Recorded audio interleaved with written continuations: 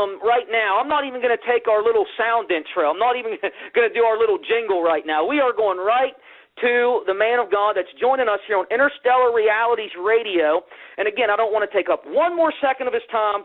So, Brother Tom Horn, it is a true honor to have you here tonight. And how are you doing, my friend?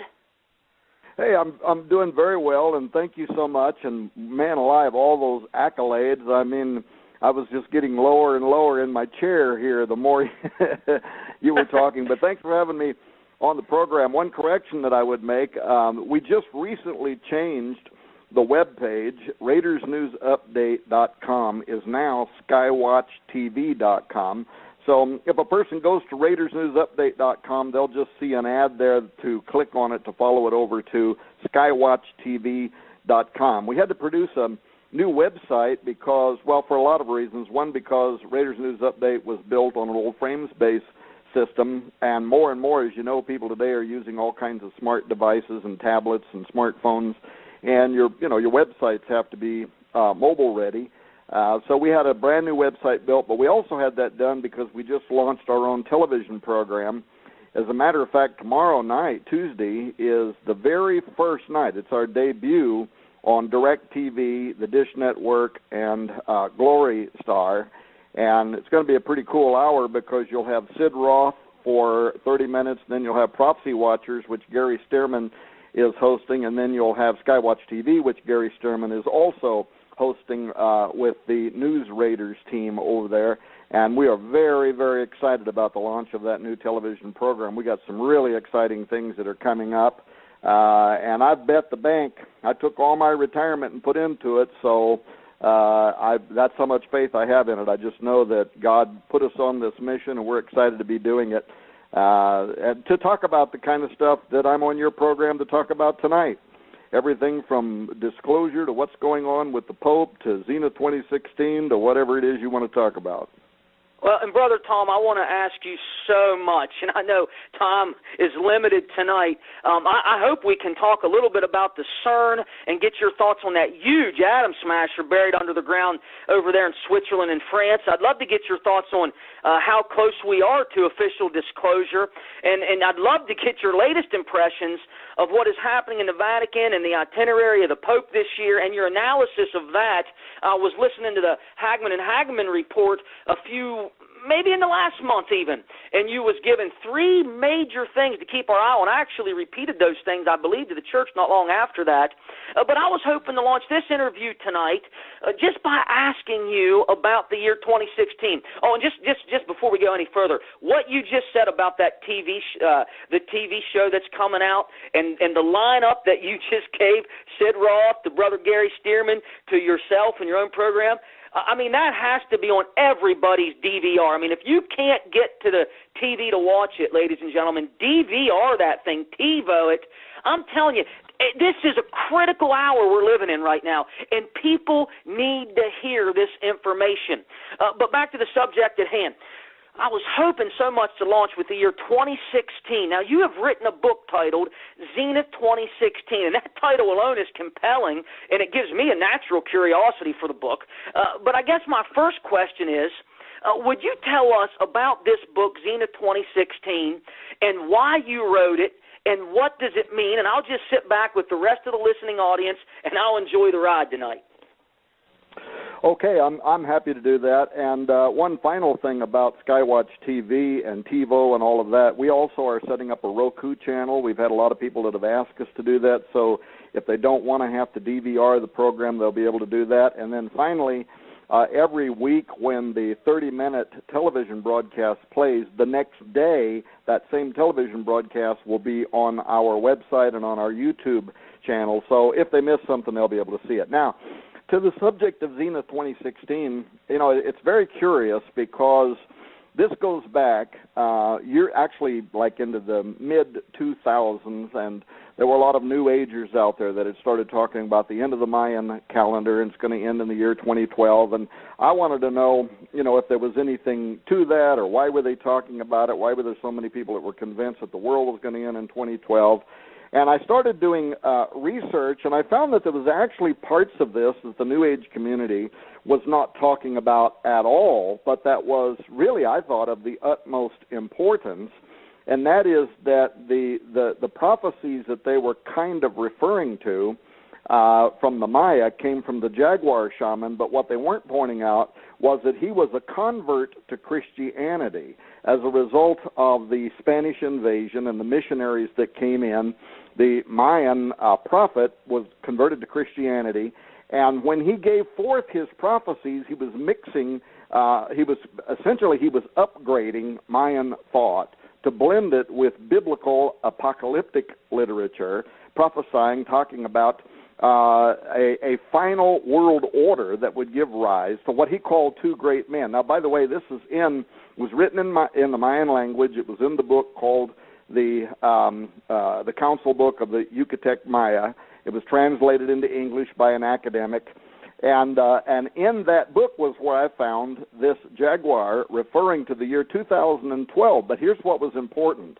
They were not saying that it represented the end of the world. What they were saying was actually more interesting than that. They were saying it represented the end of an era, or what many of us evangelicals might call a dispensation in time, that was then going to give birth to a final world order.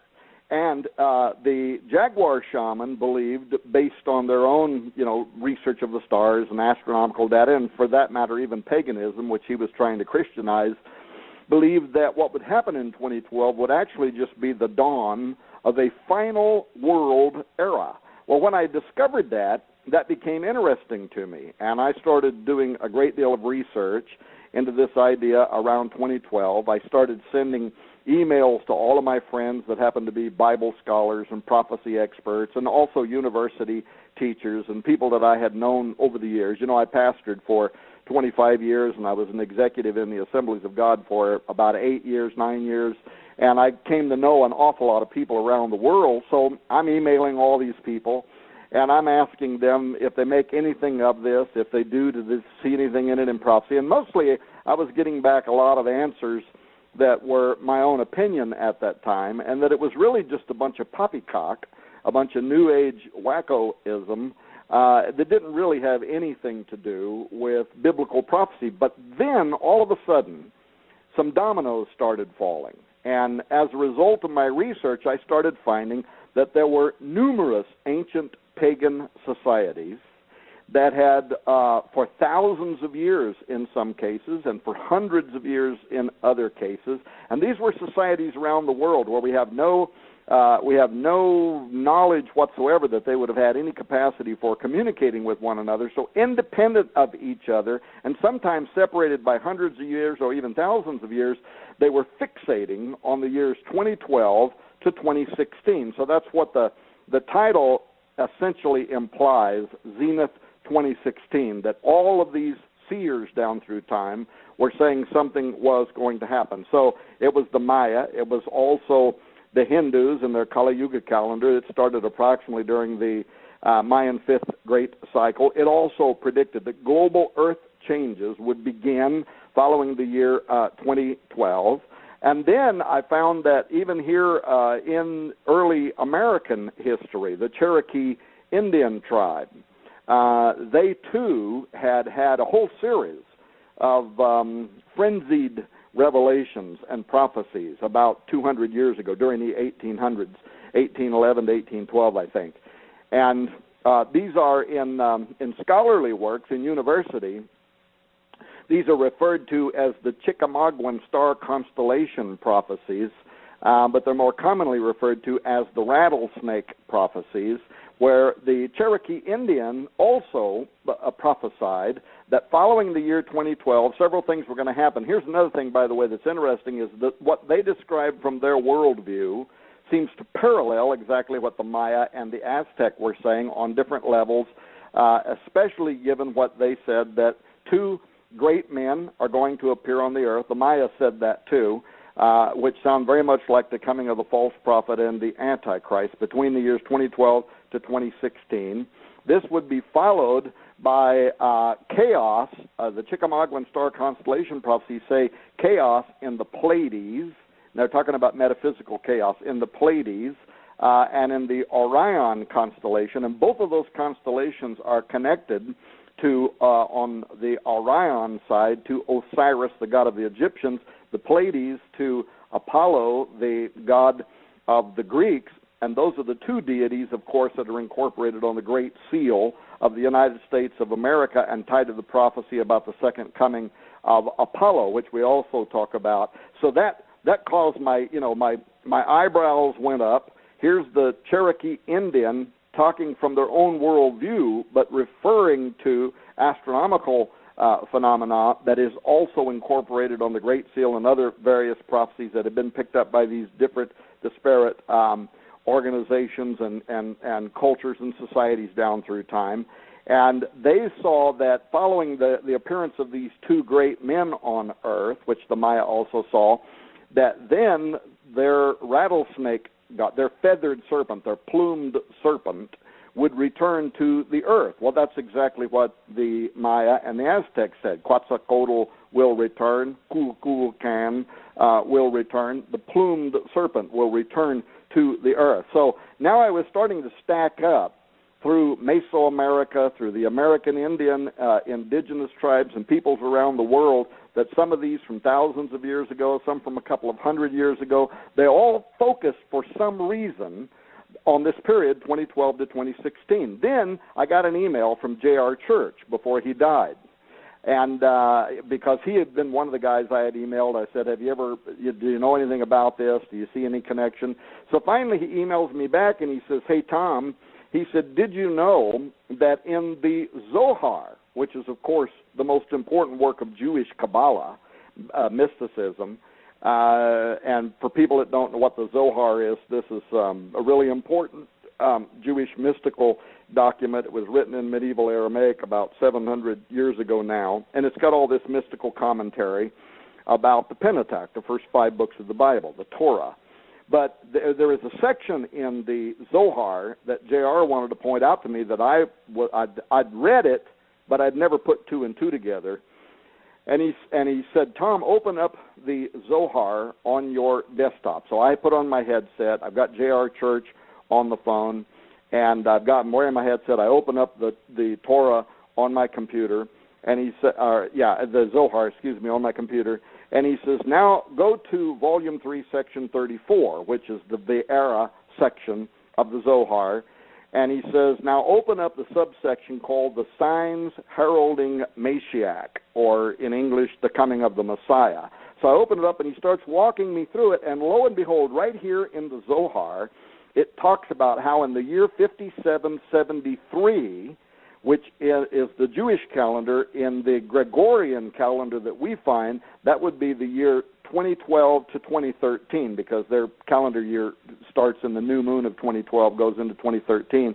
And it starts talking about how during that period of time, the Messiah, Mashiach, is going to make himself known quietly to the Orthodox priests, the people in Israel that might be behind the building of the next temple and that sort of thing, but not yet to the world, but that sometime after 2012, 2013, and before 2016, he is going to make himself known to the nations of the world. I was just beside myself about this, that we have the Maya, we have the Aztec, we have the Cherokee Indians. Now we've got Jewish priests 700 years ago naming the exact same period of time, that 2012 to 2016, something's going to happen. Then I went from there and I discovered the 800-year-old prophecies of Rabbi Judah ben Samuel, who also focused on 2012 to 2016. Then Chris Putnam and we worked together to write Petrus Romanus. We also wrote the book Exa Vaticana, and right now, in a few weeks from now, we're releasing the most powerful of the 3 books. This book's called On the Path of the Immortals, and it is literally going to shake foundations. It's the most extraordinary research. In fact, it's so big, I've sent film crews to Arizona, to the ancient Anasazi dwellings. We're going to do a 6-week televised special report. I'm going to be doing major media. I'm going to be on the Jim Baker program here this week talking about it. I mean, it's just extraordinary what the findings are. But so Chris and I were doing this research, and we get a professor from a university who hears us on a radio show, and he emails us and he says, did you know that during the turn of the century, Protestant reformers, now we're a couple of hundred years ago, he said numerous Protestant reformers focused on the year 2012 to 2016, and among them were very, very famous preachers like Jonathan Edwards.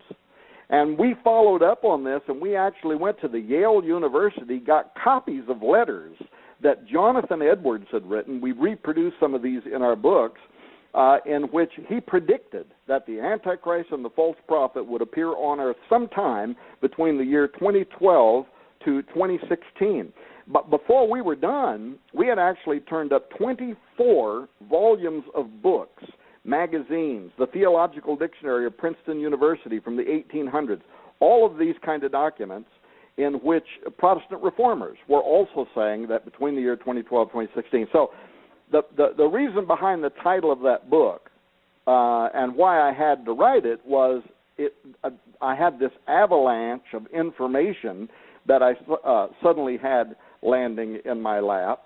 And my big question was this, not whether the prophecy of the popes or any of these other prophecies, not whether they were inspired divinely or demonically, but why? That was really the big question. Why did so many cultures all around the world for so many different ages of time tend to focus on this very period that we are living in right now? We're right in the middle of it. We're in 2015.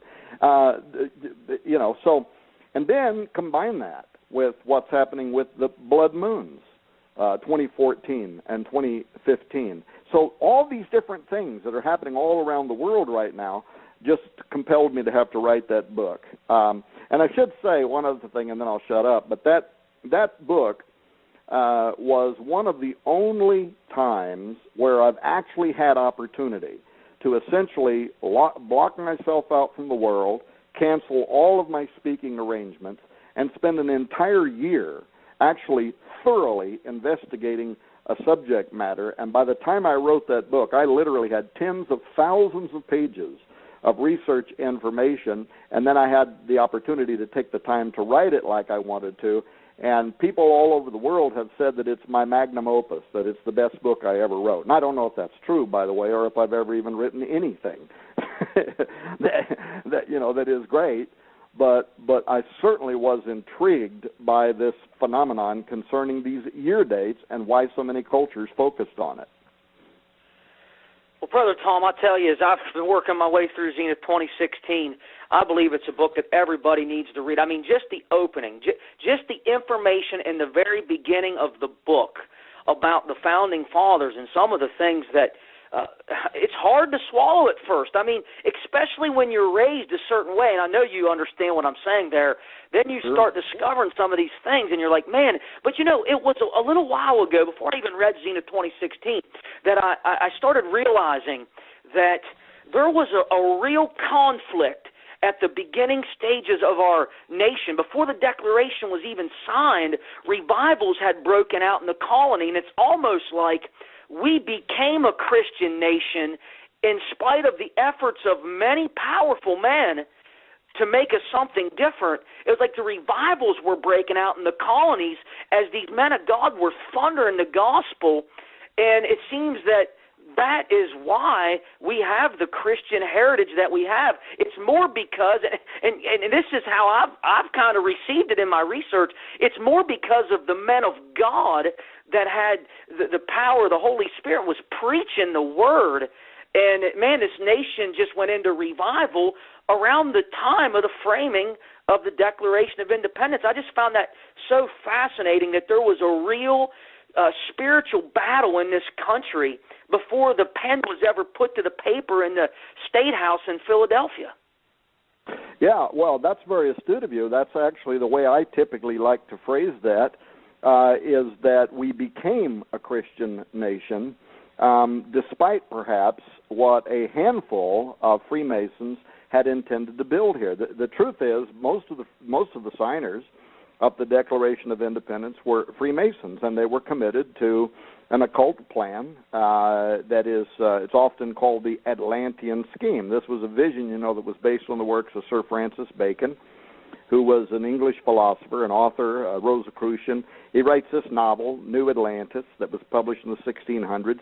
But it portrayed a very specific utopian vision, and there were very powerful members of secret intellectual societies throughout Europe that were very committed to building a new kind of democracy based on the enlightened grandeur of ancient Atlantis as it had been described by Sir Francis Bacon. In fact, there's a Newfoundland stamp. You can look this up on Wikipedia and even see this Newfoundland stamp that is a picture of Francis Bacon on the front of it, talking about how he is the pioneer of the order that will be established here in the United States of America, because the intellectuals in Europe realized that things were too entrenched there. They were never going to be able to establish what they wanted in that country, but they looked here at the New World, America, as a place that was unimpeded by political realities entrenched in their own homeland. And you can read the writings of the Freemasons themselves. Manly P. Hall, who is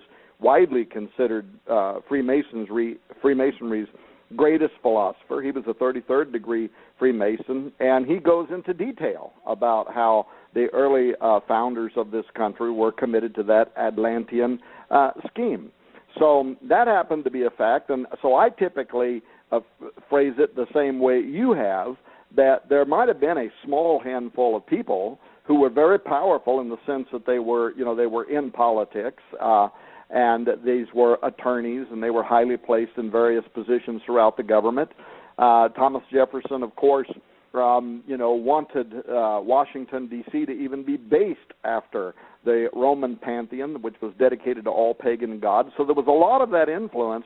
But what was happening outside of those pristine halls was the Pilgrim movement, which was giving birth to a great awakening here throughout this continent. And as a result of these preachers, as you mentioned a moment ago, who were on fire for God, and people who were on fire for God, this became a Christian nation despite what some of the original founders wanted to do. And throughout the history of this nation, God has saved us from ourselves more than once. I think, frankly, we're standing again right now today at a crossroads. If you look at our relationship with the nation of Israel, if you look at our relationship with the church, if you look at the persecution that's coming upon those who are truly born again right now, who are being told that they're going to have to get in line with certain agendas, or they could have their churches taken away, or they might not have the opportunity to be able to preach, or they could get arrested, or whatever. This is happening around the world. It isn't just ISIS over there along the Euphrates River that's trying to fulfill end times biblical prophecy. There's also an institutionalized side of religion that also is aligning to persecute those who would be truly born again. But here's the upside to that story. That was also true just before every great awakening. If you go back and look at the first great awakening, second, the third, every time it looked like there was no hope, the church is dead, and what happened? All of a sudden, the fire of the gospel somehow was ignited in the hearts of young men and women who became powerful preachers, who became anointed to preach the gospel. And the Apostle Paul gives us the key for national transformation. It is not in the hands of politicians, but rather the Apostle Paul says, I'm not ashamed of the gospel of Christ, for it is the power, and that's the Greek word dunamein, from which we make the word dynamite. It is the explosive power of God, and that's what changes people's hearts. It won't be dominionist efforts to vote in the right person to be our champions in some political quarter, though we may have some kind of responsibility, right, for voting for moral good or voting against immorality or evil, but that's not what changes nations. What changes nations is radio programs like this and other people whose hearts are filled with the passion of the Holy Spirit and who become preachers of the gospel of Jesus Christ. That's what changed. The disciples went out from Jesus rejoicing that he had given them power over supernatural darkness. And no matter how the powers that be tried to suppress the preaching of the gospel by imprisoning them or martyring them. The more they tried, the greater the church grew, and the greater the church, the stronger the church became, until finally one day the devil said, "This isn't working," and they turned, to Constantine, who Christianized the church and gave it political favor, and that was when the power of the gospel was lost for a while. But this is really the history, the cyclical history of the world and nations, is that people forget God, they grow cold, the church becomes anemic, and then something happens. Usually it's going to be some kind of trial, war, recession, something that then puts people back on their knees, and then they start praying again, and then they become powerful again. Read the book of Judges and see that pattern over and over again. And Israel forgot the Lord their God and went whoring after this or that. And then God will allow war or judgment or whatever might come. And then what does it say? And Israel remembered the Lord their God. And they put away the high places and they tore down the groves. And then God blessed them once again. So look at where we are in the world today and the condition of the church and the persecution that is coming upon the church, and realize that we are ripe now for another great awakening. In fact, I'd love to find a really qualified author right now that I could publish through Defender Publishing House that could tell me what conditions are ripe right now for another great awakening, because I believe we could be poised for perhaps the greatest spiritual revival in the history of mankind. Well, and I think that scares the godless sect of the government to the point where they'll lose sleep, because that's one thing that Capitol Hill doesn't have an answer for. There's no backup plan. There's no contingency. I mean, if a real, true revival breaks out, that tips the scale, doesn't it, Brother Tom? Absolutely. There you go. That's what changes the hearts of man. True revival, true preaching, authoritative preaching. Absolutely, and it's just I just want to talk about so much. I was reading a headline, just switching gears here. We touched on Zenith 2016. It's 10:30. We're on the East Coast here in blogtalkradio.com/interstellar realities. I'm about just bouncing off the walls to have Brother Tom Horn on this show tonight. I can't even hardly contain myself, and I got so many things to talk to him about. So let's just switch gears here, and let's talk about this Hadron Collider, this atom smasher that they have fired up again as of Friday the 13th. Interestingly enough, and there's all sorts of speculation about this. What do you know about this, Brother Tom? And does it have any correlation with the Tower of Babel in some way? Yeah, well, let me talk about that. First of all, I should make everybody understand that I'm not even a theoretical physicist, let alone a physicist, so I'm not qualified to talk about it, much of the scientific side of the Large Hadron Collider. I also need to let you know I have another program that I have to do in about 25 minutes from right now, too. But here's it's always, for me, it's always the metaphysical. We were talking a moment ago about, or I mentioned a moment ago, the prophecy that's on the Great Seal of the United States of America, which was borrowed from the Cumae Sibyl's Novus Ordo Seclorum prophecy involving the return of Apollo at the end of time, who would give birth to this new golden age that I think the Maya and everybody else were looking forward to. But how many know that Apollyon, the destroyer, is actually related to CERN, the Large Hadron Collider? And how so? Because CERN is located, as you mentioned a little bit ago, there on the borders of France. And it's located in an area that's called Saint-Genès-Pouilly. This is a township, actually, in eastern France, on the border of Switzerland, which you mentioned. And it's nestled there in the foothills of the Jura Mountains, Lake Geneva. But this Pouilly, this is an area that had been first established by the Romans, and it was named Apolliacum. Apolliacum, taken from Apollo, and this served as literally a location for a temple to the god Apollo or Apollyon, who's listed in the book of Revelation as belonging to the king of the hybrid fallen angel creatures. In fact, I was just now, as you were talking, I was trying to find some notes that I had been making earlier today, which I wished I could find now and can't, but today I was reading Revelation 9 again, and you know how it talks about Revelation 9:13, the sixth trumpet blows and the angels are released from the great river Euphrates. Now, why is that important? Because that's the very area that the Islamic nation is operating in right now. The Euphrates, runs from the mountains of western Turkey down through Syria, Iraq, the Persian Gulf, and so the literal stomping grounds right now of ISIS, who are very much apocalyptically driven. They want the armies of Rome, to meet them in Dabiq. That's any kind of an infidel army. That might be the United States and coalition forces. They're trying as much as they can by beheading on television and all those things they're doing to outrage the nations of the world, to draw them into a battle because it's part of their apocalyptic belief system. They believe, like we Christians talk about Megiddo and Armageddon, and this is going to come at the end of a tribulation period when God intervenes on behalf of the Jewish nation and destroys the armies of Antichrist. But in the Muslim Islamic faith, the Sunni and Shia faith, that's reversed.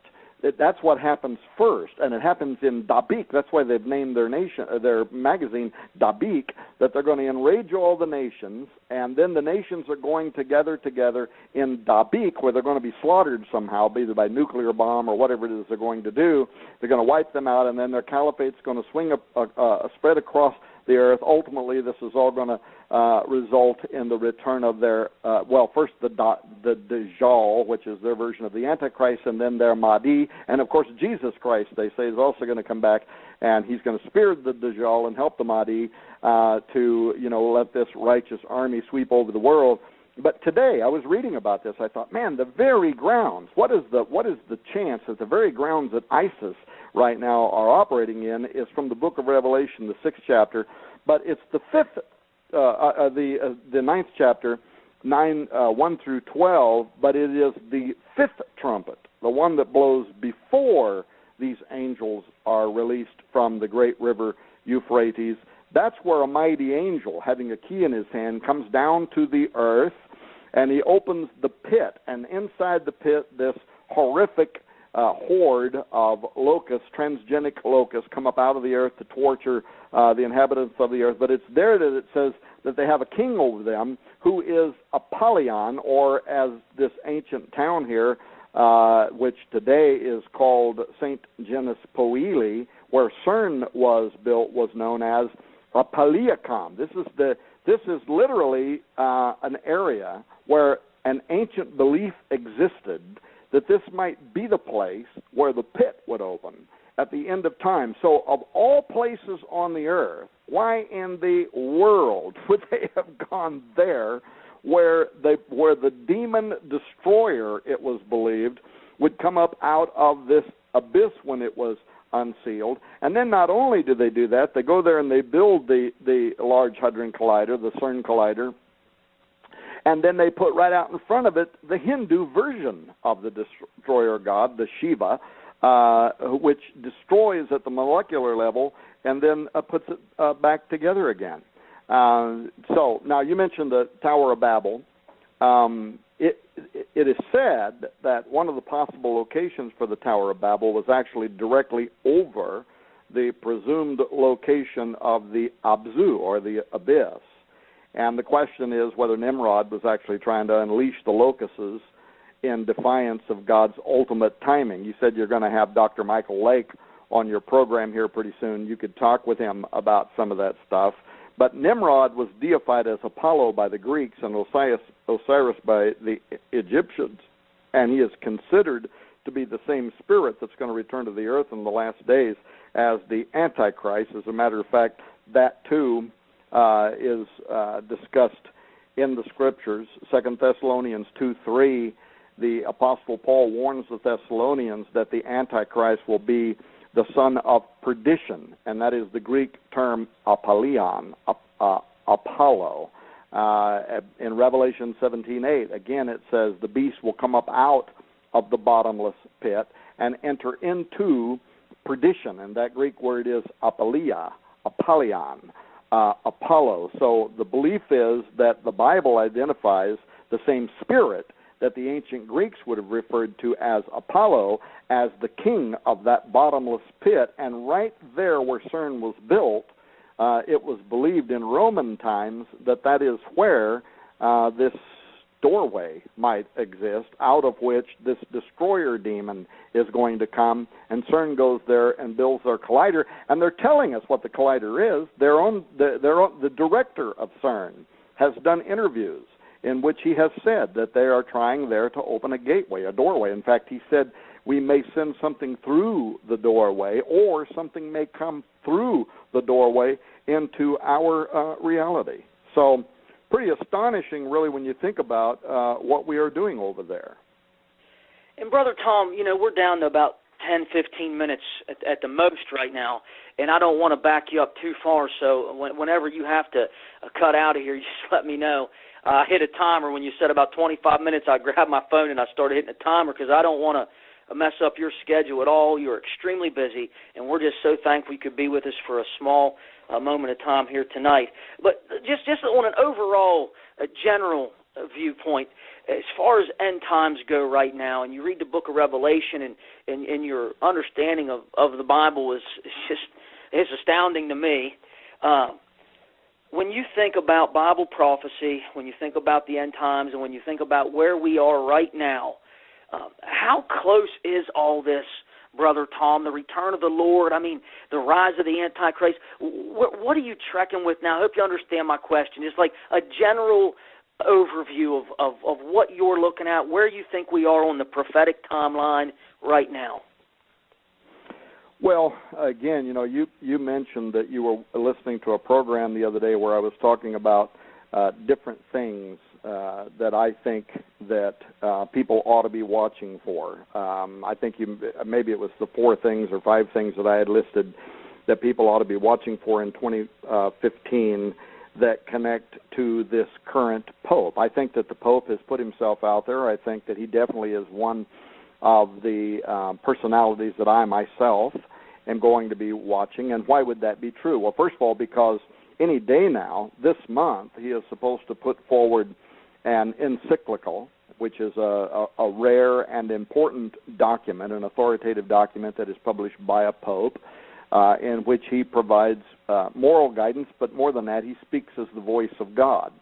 It's kind of a vicarious filii Dei moment in which he is speaking as the voice of God on a moral issue. So this encyclical will be taken by all of the bishops around the world. It'll be given to all of the over 1 billion Roman Catholics in the world, and it will become a mandate, something that they have to believe in and something that they have to aspire to or something that they have to promote.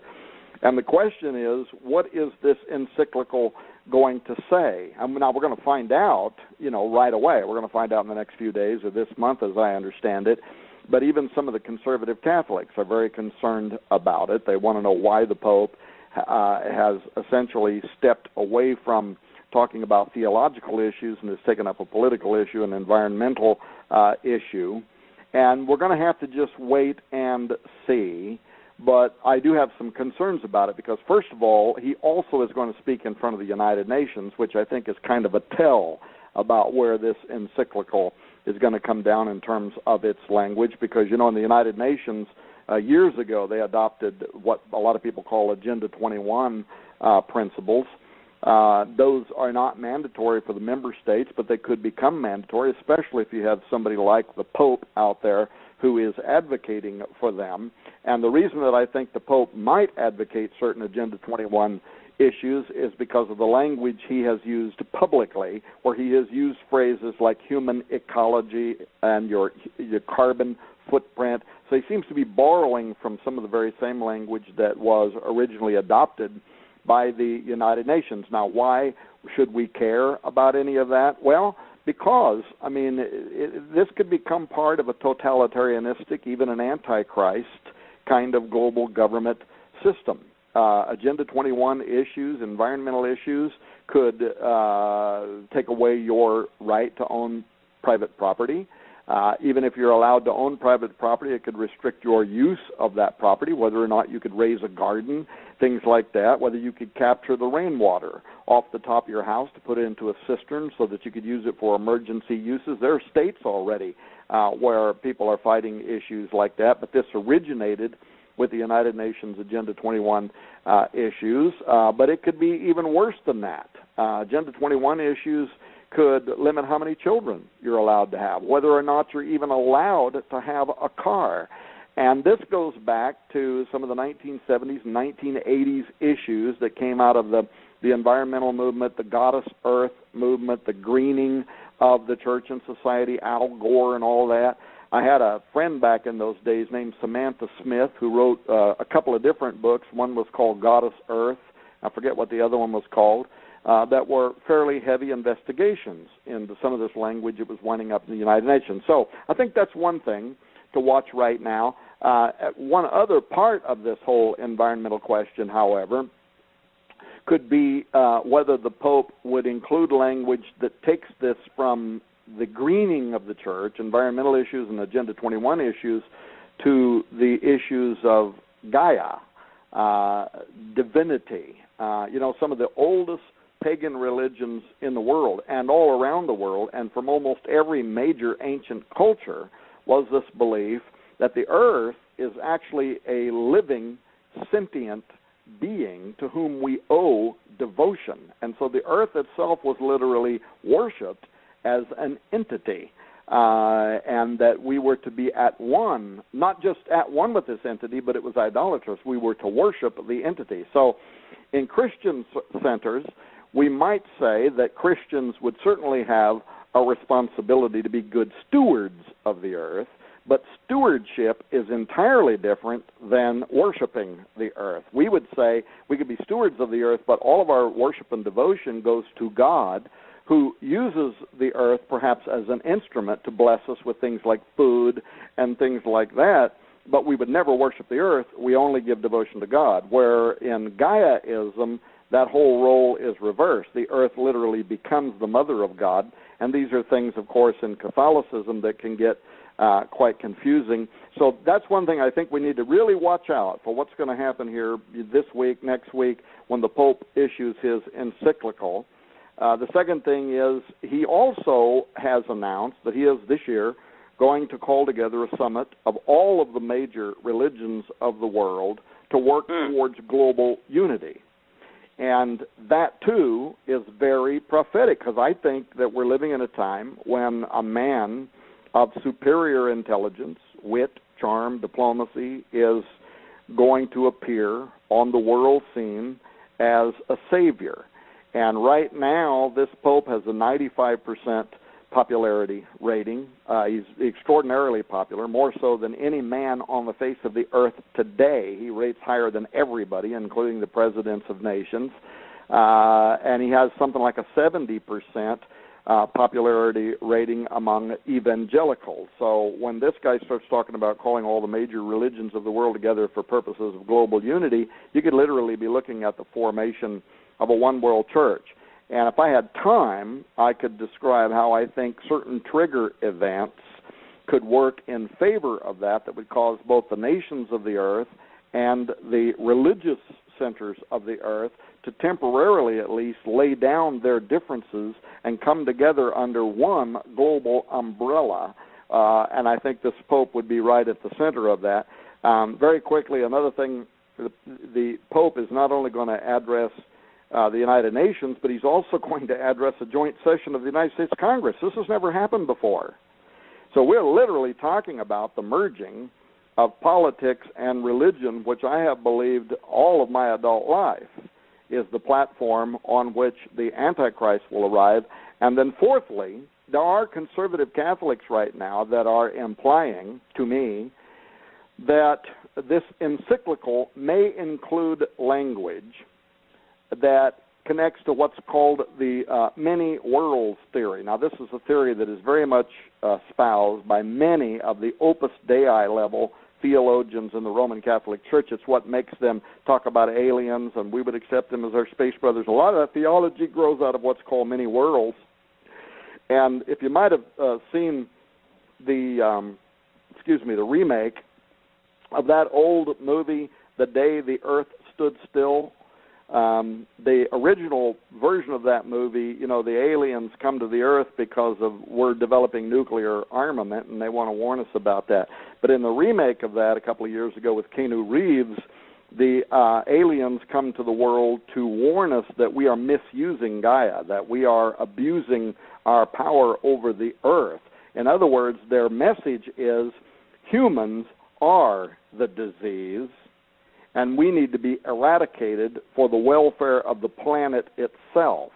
And I'm being told by some of my Catholic insiders that might somehow be cleverly written into this encyclical, and it kind of opens the door for something else that I think this Pope is going to do, and that is sometime I don't think he's going to do it in this encyclical. I think he might make a statement in the encyclical that later this year, this is what I'm being told, later this year, he's going to publish another paper. It might be an encyclical. It might just be a dogma that is issued by the Pope, or even issued by the Pope's University in Rome, and it's something he endorses. But the bottom line is it's going to have to do with astrobiology. And here's what a lot of people don't know, is that Pope Francis, before he became a Jesuit, before he entered the ministry, he earned degrees in science. He had an interest in astrobiology. And furthermore, he's got a long-term relationship going all the way back to